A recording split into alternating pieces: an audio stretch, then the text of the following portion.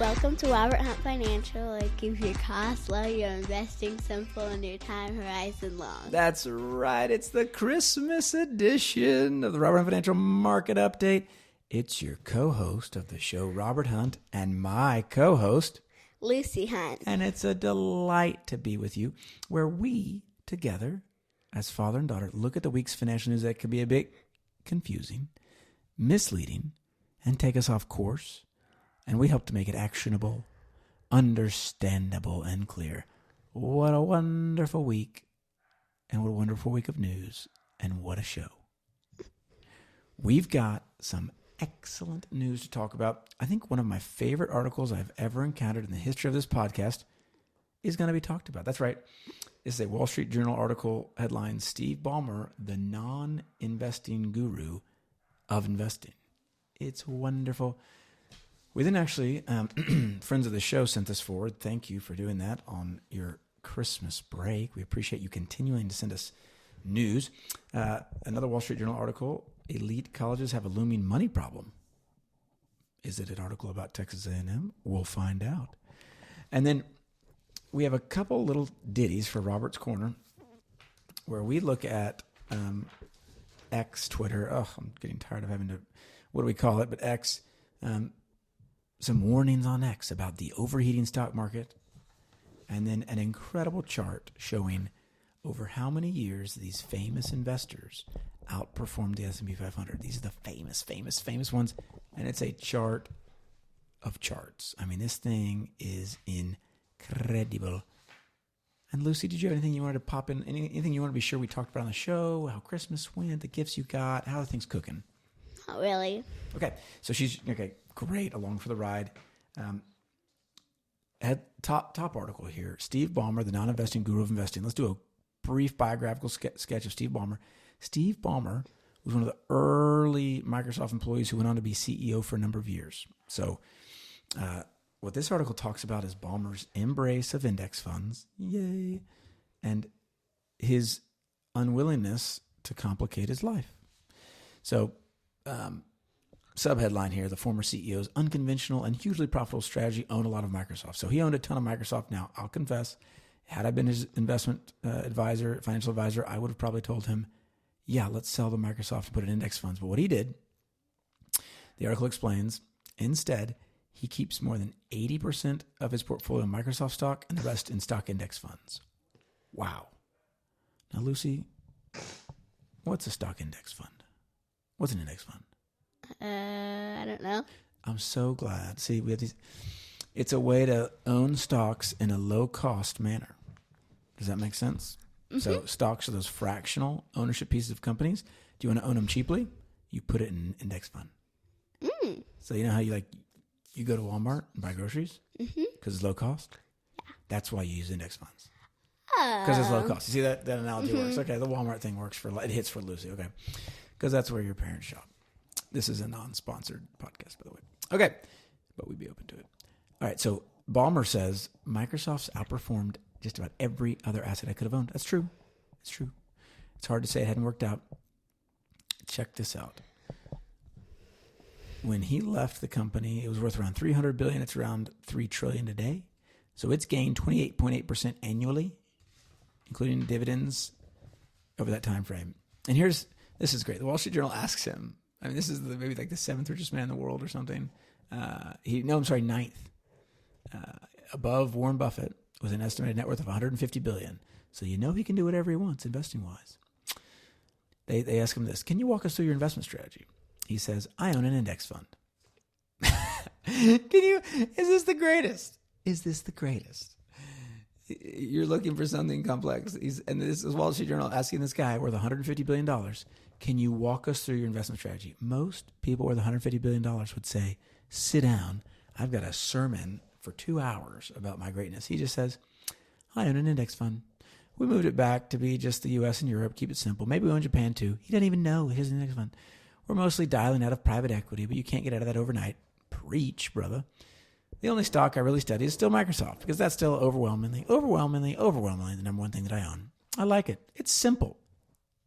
It's simple. Lucy, that's keep your costs low investing? Simple. Hey, Ballmer's been listening, maybe. Probably not, but he should. He says we've been blessed financially. What I seek in this instance is not to have to spend a lot of time, anxiety, brain power in an area where we're blessed enough if we make 7%. Can you imagine? He realizes, just don't spend a bunch of time and effort. So he says, my approach partly was shaped by Warren Buffett, who argues most people should just buy an index fund. Wow. I mean, I think it takes humility. And then this is another thing. The Wall Street Journal asked him, I feel like I would be tempted to check Microsoft stock every day. Do you do that? Oh, I check it, not infrequently. But not because it matters financially. The stock market is two things to people. One is how am I doing financially? The other is a little bit like studying the box score. Did my team win yesterday? This is great. I love this. Do you ever discuss your investment philosophy and strategy with other very wealthy people? Do your friends think you're crazy? Well, no, not at all, because it's a little hard to say that it hadn't worked out. I bet a lot of his peers wish they had been in index funds. I don't know how anybody else has done because everybody's got their strategy and it's hard to peek inside their curtains. Okay, are you listening? Bring the children and grandchildren in on this one. Lucy, you're here for this. Yes. I love this part of the article, Lucy, because what it says is this gentleman's worth $150 billion. Is that a lot of money or a little money? A lot. Okay, so do you think he has a lot of access or a little access to stock market information? A lot. Okay, so, and we're just delighted. We've got people coming to the studio. Who is this? Bobby. Okay, Bob, we're talking about Steve Ballmer, who owns the Los Angeles Clippers. You know who that is? All right, that's a good thing. I want to know if I track baseball, though. Well, this is basketball, NBA. So, but basically, this guy's worth $150 billion, and he's saying he doesn't know what other people's strategy is because he doesn't look inside their curtains. Does it always feel like someone else has something better for you to do that you just can't imagine? Well, guess what? This is Steve Ballmer with $150 billion, and he's saying, I really don't know what other people do. This is like that Us Weekly magazine that your wife may purchase at the checkout counter at the store that says the stars just like us. This is famous investors. They're just like us. They don't know what other people do either, and that's okay. That's totally okay. That's a dog. We have a short-haired dachshund that wants to be on the show. I just don't know. I don't think the show's. Do you think that she could do it, Bob? No, she thinks like the microphone was a chew toy, and she. I agree, and I think the chew toy thing. I think it'd be too much. Yes. So, and I love this. They end this quote by saying, well, we'll share it, Bob. Do you think there's any luck in how well you've done owning Microsoft stock and holding? This is the Wall Street Journal telling Steve Ballmer this, asking Steve Ballmer this. He says this: if there's anybody that will tell you all their successes because they were a genius, I'd say they should go look for the luck. So he's saying, of course there was luck, but I would beg to differ. He was willing to keep his cost Low. his investing, Simple. and his time horizon Long. Ding, ding, ding. That's all you got to do, people. You don't need the complexity. You don't need to know what other people are doing behind their curtains. If Steve Ballmer, if you're listening, or if one of the Los Angeles Clippers is listening, we'd love to have you on the show. We'd probably just celebrate the simplicity with which you've embraced investing. We think it's delightful. And then another Wall Street Journal article by Mr. Spencer Jacob. And Bobby Hunt's learning how to read. So I don't know if you elite colleges have a looming money problem. We're getting there, okay? It's a process. We're following the Nick Saban process. It says Trump policies and high costs could make coming years a financial challenge for Harvard and other Ivies. Again, I'm looking for Texas A&M. I'm looking, children. I don't see it. Okay, it must be a typo. Anyway, they don't talk about A&M as a college, but again, typos abound in the journalism industry. So what they're saying is, and this is shocking, Harvard's $53.2 billion endowment is so huge that the difference between a good and so-so investment performance translates to sums that would dwarf most colleges' entire nest eggs. Get this, guys. Harvard, which is renowned as one of the foremost educational institutions in America and the world, also has one of the largest endowments. What they've done is drag behind what an index fund would do. Okay? So, and even the article explains, but even Harvard's peer group isn't doing as well as it should.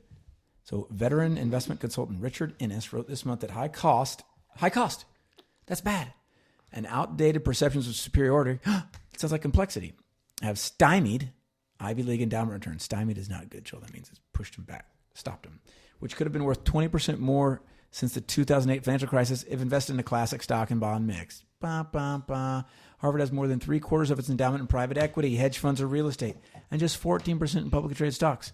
Let me translate that for you, children. It means they're embracing complexity. If Harvard had a competing podcast, they'd say, we keep our cost high, our investing complex, and our time horizon medium. That would be their slogan.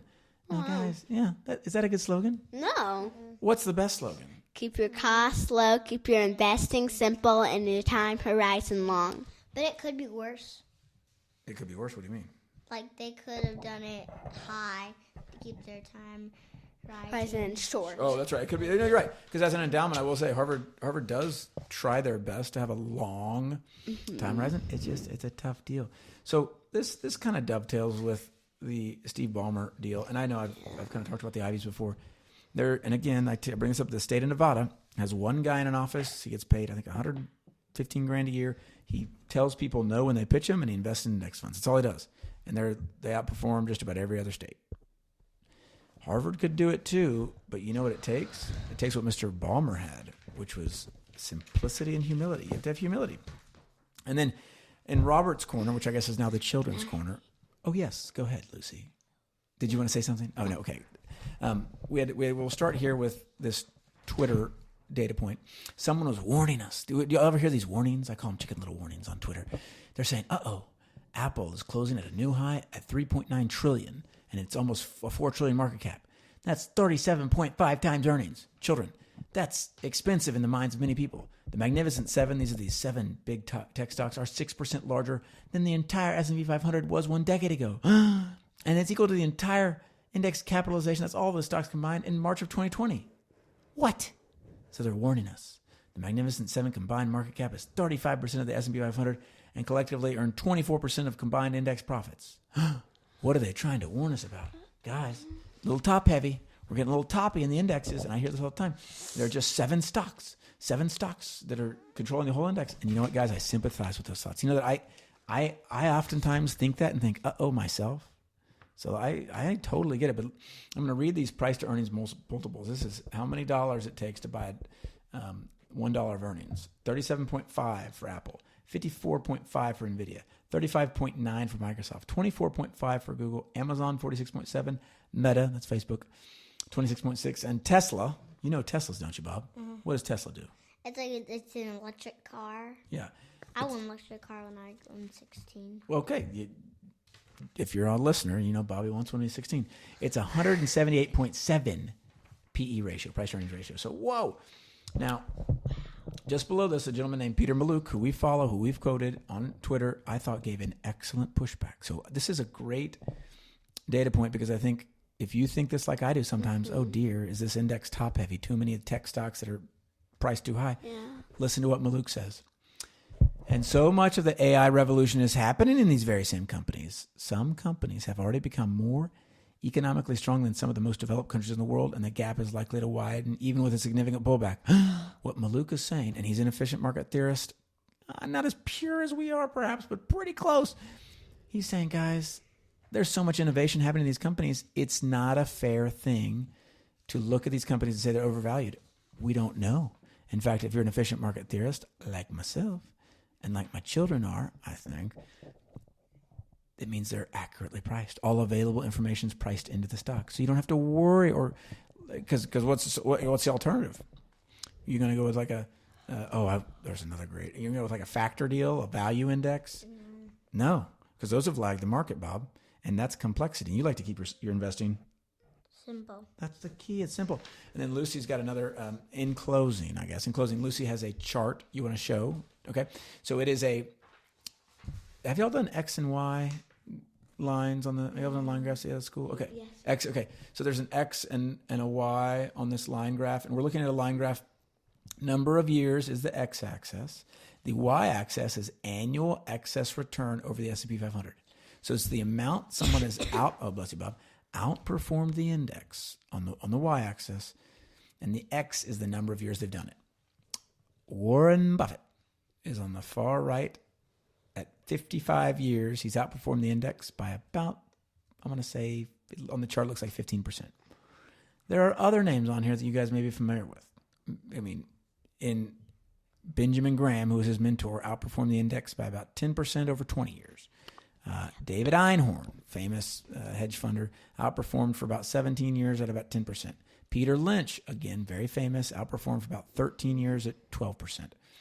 Charles Munger outperformed for about 12 years at 17%. I'm not sure where they're getting this data, but I guess they're pre-combination with and then one of these is crazy. Joel Greenblatt outperformed by 30% over 20 years. That's bananas.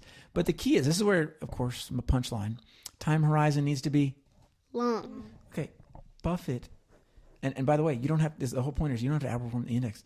Buffett, for 55 years, outperformed by about 12%, and obviously he did really well. If you just did 55 years at the index, you'd be incredible. You don't have to beat these indices. And I wouldn't recommend trying. I listened to, I forget the gentleman's name. His nickname is the Dean of Valuation at NYU. Some of my faithful listeners may know this name. Lucy, do you remember his name? Dean of Valuation. Bobby, do you know the name? Dean of Valuation. Anyway, he had a great podcast last week I listened to. And talked about factor investing, where you kind of say, "Oh, I'm going to buy on a price to sales, or price to book, or price or equal weighting." All these little adjustments to just normal plain vanilla index funds, and they struggle. They lag, and our data isn't good enough. So this guy knows more than just about anybody, and he really pushed back and said, "Do not think you're going to beat this index, guys. Don't do it. Don't do it." Yeah. And you know that, Penny. That's a nickname for Lucy. And Bob, you know that. Yes. Have you guys ever been tempted to beat the index, Lucy and Bob? No. Sometimes Not Lucy, my job. that was not your job. That's right. And Lucy, why do you get tempted to beat the index sometimes? Well, sometimes, you just tell me to keep do all this investment stuff, and then you tell me about all this, and then when I listen to your podcast, I hear all this investment stuff, and I want to learn, and I want to be all those things and stuff. Oh, I see. Yeah, it can be. It can be tempting when you hear about Warren Buffett. When you hear about, both the heroes I've talked about, Steve Ballmer, they were not index fund people. No. Even though Warren Buffett tells us to do it, and Steve Ballmer does it. So, I think what I'd answer that, Lucy, is you need to find yourself a good hourly financial advisor who can give you personalized advice. Like you. Oh, I'm sorry, Bob. What a beautiful transition that was. It was unplanned. But because the problem is there are some. The joke I give is the worst thing Bill Gates could have done in 1976 is invest in an index fund, which is when index funds basically were popularized and Microsoft was launched. Because it wouldn't matter. It's specific to you. Some people, some clients, Lucy, don't own an index fund at all. You know what? They've got giftedness in other areas. They can put their giftedness to work in a different asset class other than index funds, and it works out just fine. But for us and for many people, we're going to keep our cost low, investing simple, and time horizon long. Because that's what's going to give us the best shot our investing journey. Until next week, Merry Christmas. Merry Christmas!